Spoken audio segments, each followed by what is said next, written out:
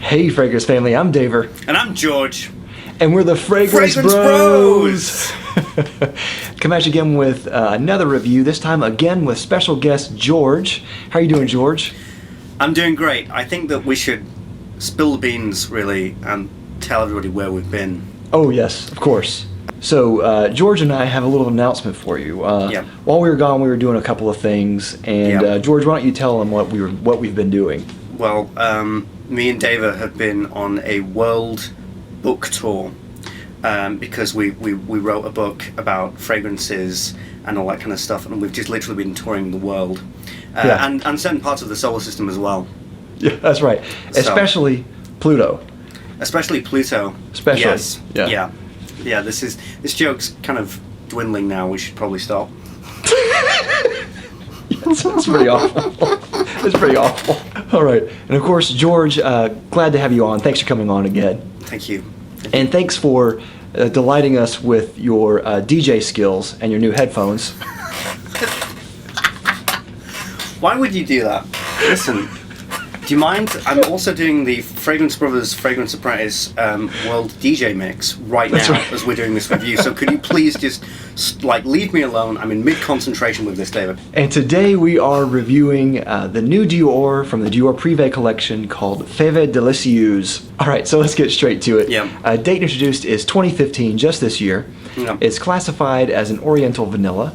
Notes are tonka bean, vanilla, caramel, cocoa, pralines, and woody accords. Now, George, what do you get out of longevity out of this? 5 stars. Next. I'm sorry. I mean,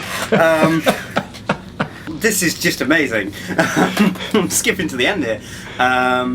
It was absolute beast mode. Yeah. True beast mode. Beast mode was activated. I would say on me, it's beast mode. Oh yeah. It lasts a long time. It's not super strong, which we'll get to this. How about projection? What do you got projection? Projection was really good in the exceptional range, but it had a bit of politeness to it. It saw itself out, as in it knew when to leave. Yeah, I totally agree. On me, it was in the average range, which I really like this combo of average projection and beast mode longevity because it's not offensive. It's just the perfect amount, in my opinion, and then it lasts a really, really long time, which I also really appreciate. Season, I would say this is best for fall and winter. I would say it could work in the spring. I did actually wear this some in the spring, and I thought it worked really well. It would have to be, I think, a cooler night. And purpose, I would say this is great for casual. I think this is really good for dates, really good. Oh, man. And I do think this would work okay for work situations and maybe formal. I think it could really work in a lot of different situations, but particularly in casual and romantic situations. Yeah, I mean, this is Justin Timberlake music video tier fragrance. So, George, what does this remind you of? It just reminds me of Christmas. When I'm here in Manchester, we have this world famous Christmas markets, right?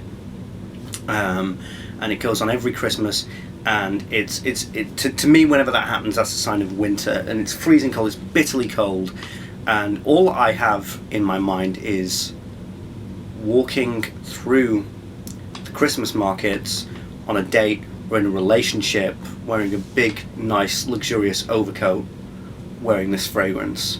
Yeah. It's so devilishly romantic and kind of sexy but not brutish, very stylish and very, very sensual and extraordinarily sophisticated. I mean, unfortunately I discovered this in the summertime, so that's kind of made it a bit harder, but if I was to wear this properly, it would just be when it's bitterly cold, as a comfort almost. Ambre Nuit really did that for me. But this has not only stolen the spotlight of Ambre Nuit, but it's redefined what a Christmas sort of winter scent should be. This is, to me, becoming, or it could eventually be, my favourite winter fragrance ever. Wow. And I'm being serious. Last year, my number one was Tobacco Oud. This is leaving Tobacco Oud sort of like a deer in the headlights, right? This is superb quality. Yes. I remember when I heard the news that Dior was going to make a gourmand. Yeah. And I was like a giddy schoolgirl. I was so excited. And I smelled it and I just instantly fell in love. It's amazing. I know Dior was trying to make a gourmand that had a lot of bitter notes. Yeah. And that is the thing that really, to me, pushes this into the love category, is that there's contrast. Yes. A lot of times, gourmands are just sweet on sweet.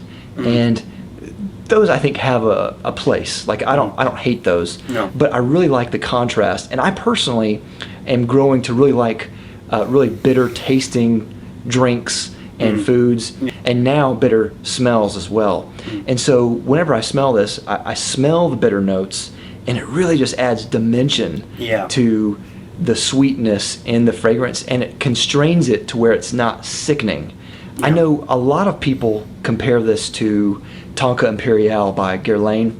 Right. And I kind of see it. Tonka Imperiale has a very almond, cherry, sweet vibe. And I think it's good. I don't think it's great. This to me is fantastic. It's great. Yeah. Tonka Imperiale is just like a sliver of what this is. There's so much more beyond. Right, yeah. As for the smell, I really do get a lot of what they're saying there. I get definitely the bitter cocoa notes. I get the caramel and the dry down especially. I get a lot of patchouli in there, which they don't put in there, but I do get a lot of patchouli. Vanilla, obviously, but definitely like a praline note. And this to me smells a lot like roasted pralines. Down here in Alabama, we have this store called Priester's, and they have these pecans, and they roast them there, and they make different types of flavors of pralines there.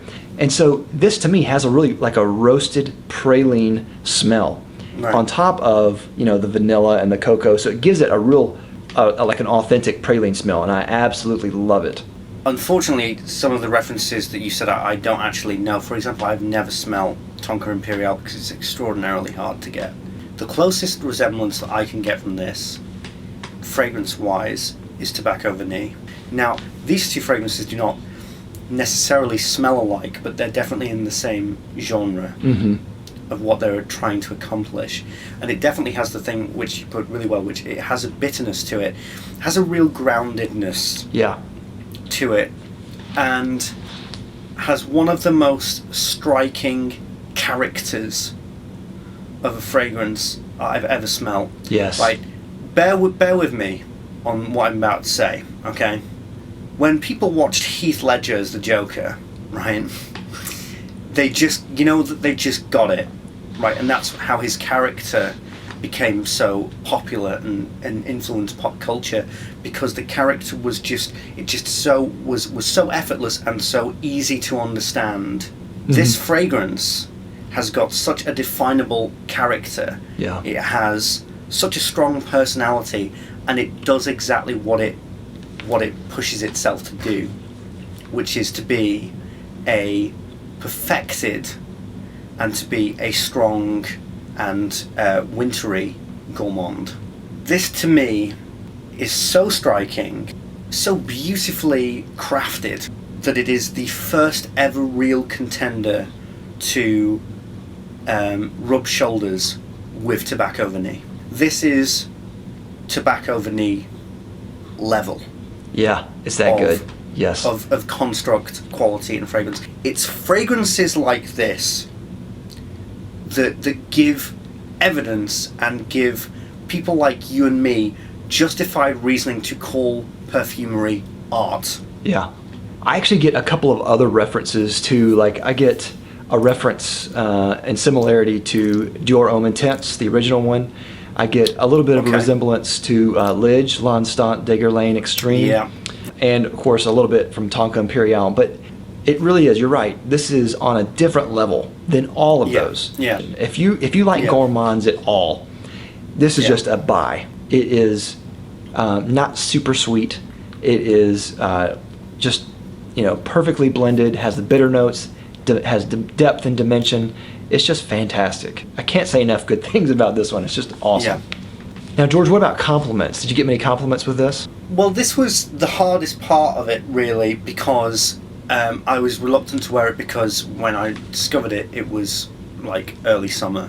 it's hard to wear it because it's not an appropriate time because this is so beastly. Yeah. So what I did was I friends who would come around or people, I would show them it, and universally they really liked it. They said that it didn't really smell of like a fragrance. Okay. They said it smelled more like a sort of a food, but again they referred to something that was like, it's something that I could imagine smelling being cooked or made in the Christmas season. Is that really a compliment? I don't know. But they enjoyed the smell, but it was a bit sort of out of context because I wasn't brave enough to wear this casually in the summertime. I know I got a couple of remarks saying that I smelled really good. My brother especially, he loves it when I try new things on. He absolutely loved it. My wife always tries something with my wife, and she thought it was okay. She didn't love it, but she liked it. But I do think this is one of those fragrances. It has a really, like you said, there's a grounded nature about it. And yeah, there really is. But there's like a mass. Very purposeful. Yes, yeah. Yeah. To me, I know this is supposed to be unisex, but there's a real masculine edge with this. With the bitterness and with like the patchouli aspects that are in there, almost like a cuddly hug, type. Yes, it is like that. Yeah, I think a lot of people will give you compliments with this just because it smells just really inviting and really nice. Yeah. So bang for buck, this is $210 for a 4.25 ounce, which is on the high side, but like you said, this is on just another level. I think this is really, really worth it. Lasts forever, great for the colder months. I just think it's just worth it. I think we owe Christian Dior an apology. I'm so glad that they did this. Yeah. People went after us with virtual pitchforks and knives about the Dior parfum thing, and I'm not taking any of it back. It's a terrible fragrance. Yeah. It sucks. Pure Carnage, or as I like to call it, pure carnage. Terrible fragrance. At this point I thought, oh my god, what's happening? What has happened? But this fragrance is so good, I can forgive them for both. I can forgive them for anything after this fragrance. Yeah. So yeah. Yeah, this is absolute rock star status. This is one of Dior's best in a long, long time. Easily. So I think I know what you're going to say, but final rating, what do you give this? 5 golden deserved stars. Yeah. You know what? This thing is so exquisite and so pungent. And I'm going to use the film thing one last time by saying that actually I'd say that this is a reboot of the gourmand genre. Yeah. It's one of those smells where you can't really argue with it.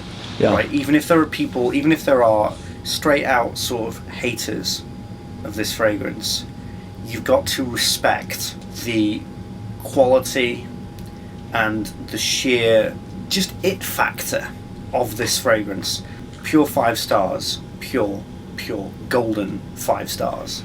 Yeah, I'm also going to give this a 5 out of 5. 5 out of 5. Yeah. Yeah. I love the scent. It's just a wonderful, wonderful scent. Like you said, I really think it's going to change how future gourmands are going to be made. I really think it's going to raise the bar. And I think, to me, it already has raised the bar. And there's just so much here. And it is just a perfect blend and balance. And it's just a wonderful fragrance. It's perfect for me. 5 out of 5. Cool. Great. So that's all we have. Let us know what you think of Fève Délicieuse down in the comments down below. And of course, if you haven't already, please like and subscribe down below. We'll love you for it. Yeah, and if anybody knows any good lessons on how to do French accents, then if you could put that in a comment below as well, that'd be great. That's right, because it's never enough in a fragrance review. Yeah, exactly. Of course, I'll have links down below to George's channel as well, where you can find him. Thanks again for coming on, George. Really appreciate it. Always a blast having you on. Thank you. We'll see you next time. We're the Fragrance Bros. Bye.